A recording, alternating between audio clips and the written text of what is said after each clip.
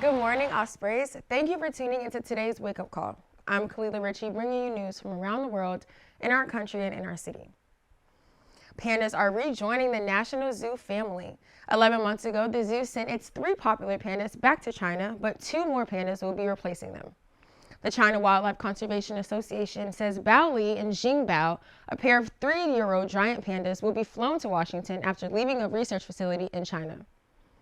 To make the trip easier for the pandas, cornbread, bamboo, and carrots have been prepared for their long journey to the States.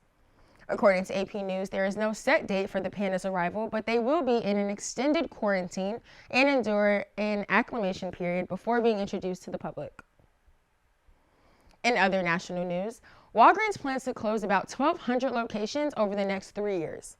The company says that about 500 closures will come in the next fiscal year to support adjusted earnings and free cash flow.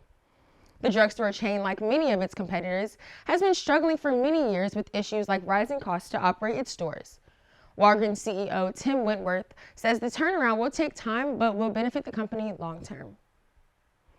Across the world in southern Africa, the United Nations Food Agency says the region is suffering from the worst hunger crisis in decades. According to the World Food Program, this could become a full-scale human catastrophe. The drought in South Africa was triggered by the El Nino weather phenomenon, which leads to warmer and drier weather. The WFP estimates that over 21 million children in South Africa are malnourished due to crop failure. Food prices have risen and authorities have had to kill wildlife, including elephants, to provide meals for the community. That's all for today's Wake Up Call, Ospreys. We'll see you tomorrow.